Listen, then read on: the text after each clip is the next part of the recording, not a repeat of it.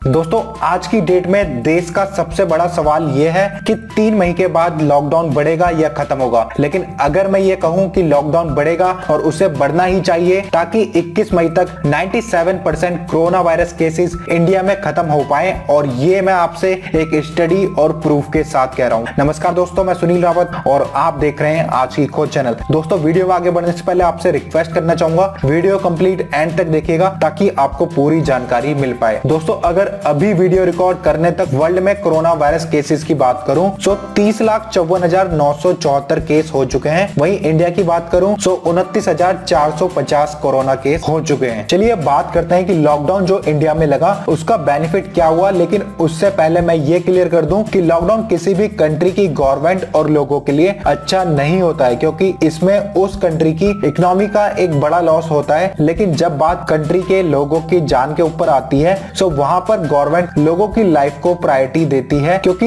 Economy को future में भी इंप्रूव किया जा सकता है। लेकिन अगर कोई मरता है तो उसकी लाइफ वापस नहीं आ सकती। चलिए वीडियो में आगे बढ़ते हैं और दोस्तों बताना चाहूंगा 24 मार्च को देश में कोरोना वायरस संक्रमण के करीब 500 केस थे। उस समय कोरोना वायरस का डेली ग्रोथ रेट 21.6% था। 25 अप्रैल को सुबह 8 बजे तक देश में 24,506 केस थे। मींस डेली ग्रोथ रेट घटकर 8.1% रह गई थी, यानी करीब एक तिहाई हो गई थी। और मैं आपको बताना चाहूंगा अगर हमारी इंडियन गवर्नमेंट ने सही टाइम पर लॉकडाउन का डिसीजन नहीं लिया होता तो अभी इंडिया में 2 लाख से ऊपर कोरोना वायरस के केसेस होते। दोस्तों आपने नोटिस किया होगा कि लॉकडाउन में कुछ लोग इसे सही से फॉलो नहीं कर रहे हैं और वो ये चाहते हैं कि लॉकडाउन जल्द से जल्द हटे। तो चलिए अब कुछ कंट्री की लॉकडाउन पीरियड और कोरोना वायरस रिकवरी रेट के बारे में बात करते हैं। सबसे पहले बात करते हैं इटली के लोम्बार्डी शहर की, जहां इटली के सबसे ज्यादा कोरोना वायरस केसेस पाए गए। तो आपको बताना चाहूंगा वहां पर 57 दिन का लॉकडाउन लगा और वहां पर 29% की रिकवरी हुई। स्पेन की बात करते हैं 57 दिन का लॉकडाउन लगा और 41% की रिकवरी। और फ्रांस की बात करते हैं, फ्रांस में भी 56 दिन का लॉकडाउन है और 25% की रिकवरी है। अगर बात करें चाइना की, जहां से ये कोरोना वायरस स्टार्ट हुआ था, वुहान में 77 दिन का लॉकडाउन लगा था, 77 डेज का लॉकडाउन लगा था। 93% वहां पर रिकवरी रेट था, जो कि काफी अच्छा था। साथ ही आपको बताना चाहूंगा इंडिया में जो इस समय रिकवरी रेट है वो है 21.9% का। चलिए अब आते हैं मेन मुद्दे पे। दोस्तों आपको पता होगा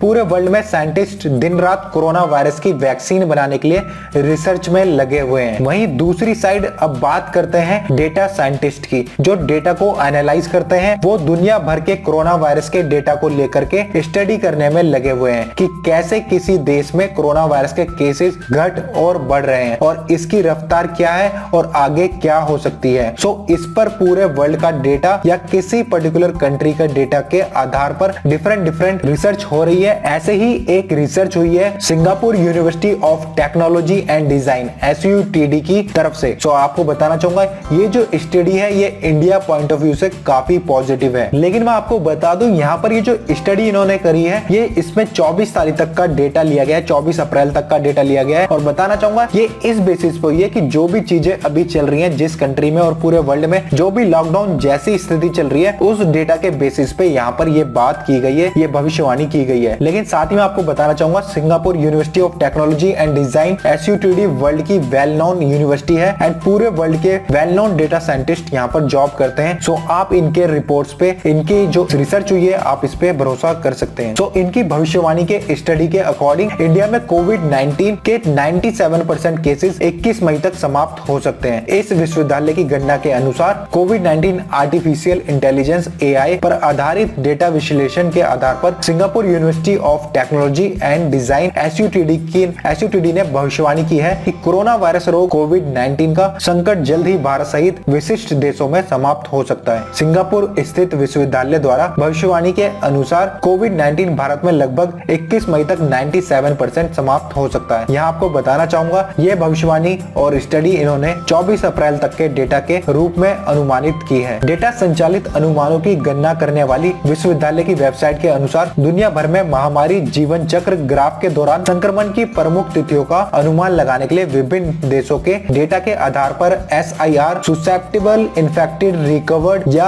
अति संवेदनशील संक्रमित बरामद मॉडल को फिर से प्राप्त किया गया। विश्वविद्यालय ने अन्य देशों और दुनिया के बड़े पैमाने पर एक समूह के लिए अनुमानित कोविड-19 एंड डेट्स की भी भविष्यवाणी की है। इसकी गणना के अनुसार कोविड-19 5 मई के आसपास सिंगापुर में बदल जाएगा और 4 जून के आसपास 97% समाप्त हो जाएगा सिंगापुर के अंदर। वहीं बात करें अमेरिका की, सो अमेरिका में कोविड-19 का प्रकोप 21 मई के आसपास 97% समाप्त होने की संभावना है, जबकि इटली में महामारी 7 मई के आसपास 97% समाप्त हो जाएगी। अध्ययन में उम्मीद की गई है कि ईरान में 21 मई को कोरोना वायरस संकट समाप्त हो जाएगा, तुर्की में 15 मई को, यूके में 9 मई को, स्पेन में उसी महीने की शुरुआत में और 3 मई को फ्रांस में। जर्मनी में अध्ययन कहता है कि महामारी 30 अप्रैल को और कनाडा में 16 मई को समाप्त होगी। इस Singapore university of technology and design SUTD की स्टडी से पता चलता है कि कोविड-19 दुनिया भर में 8 दिसंबर को 100% समाप्त हो जाएगा और तब तक कोरोना वैक्सीन भी मार्केट में आ चुकी होगी। अगर कोई उस समय कोविड-19 का शिकार होता है तो उस समय ट्रीटमेंट अवेलेबल होगा। दोस्तों, वीडियो के अंत में कहना चाहूंगा कि ICMR और WHO ने पहले ही कहा है कोरोना की फाइट लंबी चलने वाली है। अगर फ्यूचर में लॉकडाउन खत्म भी होते हैं तो हमें फिर भी सारे प्रिकॉशंस लेने होंगे। और कल जो PM मोदी जी की मीटिंग हुई है इंडिया के कुछ स्टेट्स के CM के साथ, तो वहाँ भी काफी स्टेट के CM ने लॉकडाउन बढ़ाने की बात कही है, लेकिन green zone and orange zone में हो सकता है आपको राहत मिल जाए, लेकिन वहाँ पर रेड जोन में बिल्कुल भी राहत मिलने की उम्मीद नहीं है। साथ ही PM मोदी जी ने कहा 2 गज की दूरी है बहुत जरूरी। फ्रेंड्स, उम्मीद करता हूँ आपको वीडियो पसंद आई होगी। अगर वीडियो पसंद आई है तो वीडियो को लाइक, शेयर एंड चैनल को सब्सक्राइब करना मत भूलिएगा। मिलता हूँ आपसे नेक्स्ट वीडियो में। Till then take care and bye bye. वंदे मातरम।